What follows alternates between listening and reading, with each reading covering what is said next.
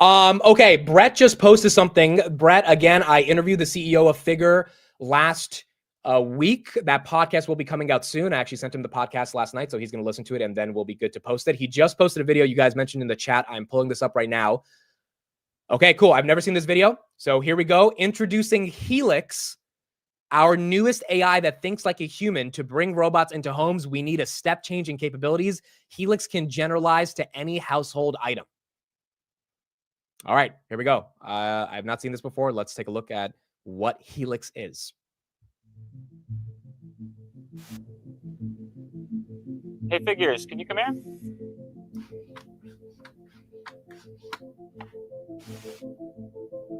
Okay, I'd like to try something new. Even though this is the very first time that you've ever seen these items, I'd like you to use your new Helix AI and try to reason through where you think they belong in the scene, and then work together to put them away. Does that sound good?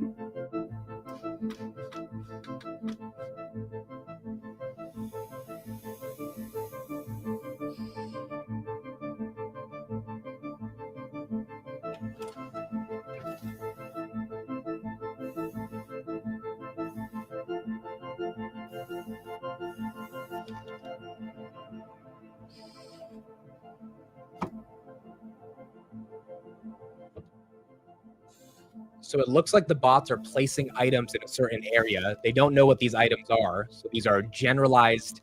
They're using a generalized robot AI to figure out what the products are. One robot just gave the other robot something to put into the fridge. Wow.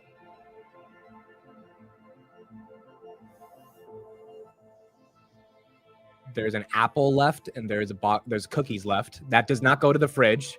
So, oh wow. So the robot knows the cookies don't belong in the fridge, so he's giving it to the other robot.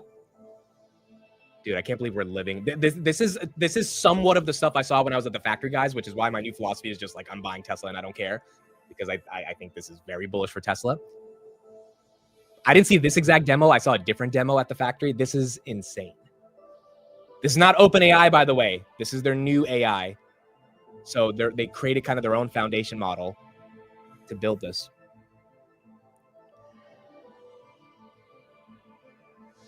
The robot's putting the apple in the bucket. Wow. Yeah, they completely left ChatGPT. ChatGPT can't do this, dude. GPT is not trained on physical embodiments of AI. I think that's why they were forced to kind of make their own one. Someone said they're going at Congress speed.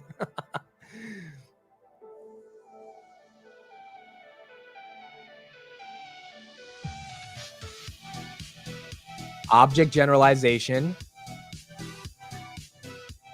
Dexterous manipulation. One neural network for all tasks and robots. Wow. There you go. Helix, the new Figure AI. Let me put this in the chat for anyone who wants to watch this right here. You can go to this right here. He posted some more stuff, so let's read about this. This is very important for Tesla, because we need to. Tesla's not posting these types of videos, so we need to understand what's going on in the humanoid robotic space to get a deeper understanding of if Tesla really is going to dominate this market. So Brett says, we've been working on this project for over a year, aiming to solve general robotics. Like a human, Helix understands speech, reasons through problems, and can grasp any object, all without needing trading or code. In testing, Helix can grab almost any household object. Wow. New scaling for humanoid robotics. Coding your way of this won't work. We simply need a step change in capabilities to scale to a multi-billion unit robot level. To be successful in dynamic environments such as the home, robots must be able to generalize on demand. He's correct about that. I mean, to have a robot in your house, you need to be able to have the robot to be able to generalize any item and understand where it goes. As my uncle says right here in the chat, you have to give it to your mom to get groceries from the car. Yes, when I move out, I will buy my mom a Figure robot so that it can get the groceries, but it needs to know what a grocery is, and it needs to know it has to bring it into the house in the first place. Brett says, today we are showing two humanoid robots performing collaborative grocery storage. A single set of Helix neural networks weights run simultaneously on two robots. Then they work together to put away groceries that neither robot has ever seen before. Wow.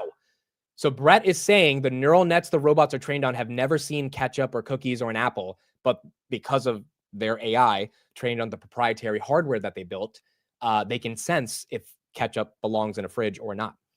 Helix coordinates a 35 DOF action space at 200 hertz, controlling everything from individual finger movements to end effect or trajectories, head gaze, and torso posture.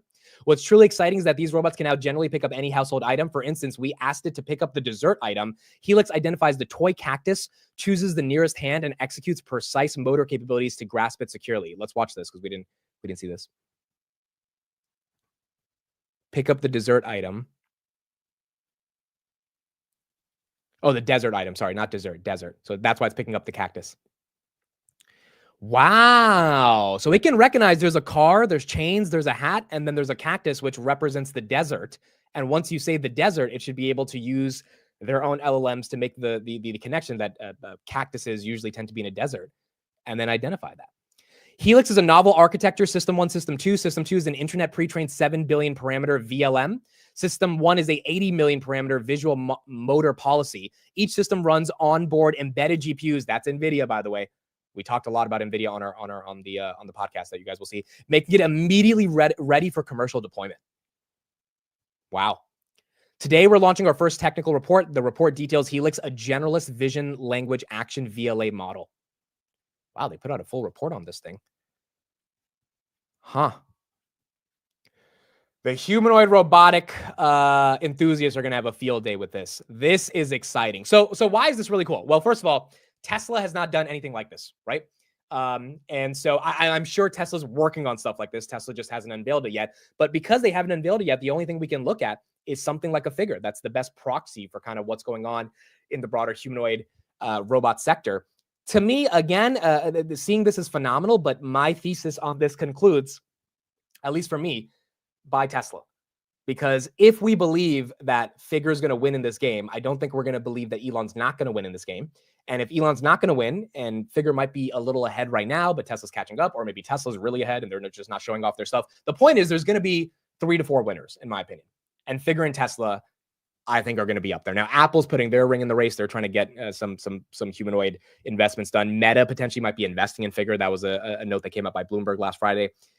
But I think the point is the car business is irrelevant. The FSD business to me is also irrelevant when we think of the unit economics around bots. It's just Tesla might go to 250 before the thesis plays out. Or Tesla might go to 400 while the thesis is playing out. Like it's just so volatile at this point. I think it's kind of like Bitcoin, right? You buy it at whatever price you buy it and you know it's going to go up in the future and it is what it is. I think same thing with Tesla. It's just a question of when the thesis ends up playing out. So there you go.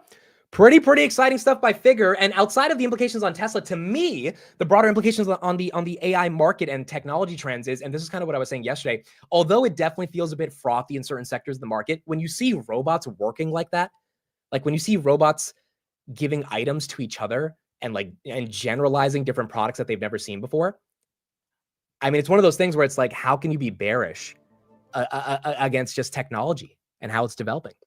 And the NVIDIA chips that are going to be in these robots, the supply chains that are going to be very important for different manufacturers that are going to make money off building these robots, the fact that robots are going to be building robots eventually, like this is happening.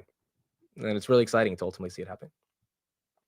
The other thing that's really important about this as well is that Brett did tell me when I talked to him that he wants robots to be in the home by the end of 2025. Now, I don't believe him on that. I think he's being really ambitious there. I don't know if robots can be in your house by 2025. I think people are still going to be really scared of having a robot walk around and do the laundry, but he thinks it's possible. Maybe that's a little bit of a very ambitious timeline, in my opinion. But if we get a robot by the end of 2025 in your house doing your laundry, Palantir right here, 106.4, we got 5 minutes until the market opens. Then, I mean, we're making really big progress in terms of the overall robot sector. All right, cool. Yeah, I'm going to have to hire robot bodyguards. Yes, exactly. Figure is not a public company. They are private. I think eventually they will. Yeah, I mean, I'm sure they will IPO eventually in the next 4 or 5 years, but currently right now. But that's the thing, right? Because people can't invest in Figure, I think the proxy is Tesla. And I don't even think the proxy is Google. I know Google invested in Apptronic, which I'm also invested in, and that's awesome for Google. But I think the real proxy is Tesla. It's not Google when it comes to humanoid robotics, because Elon is not Sundar. And I think Elon's actually going to take it to the finish line. But the question is going to be just what the timeline is on when it happens.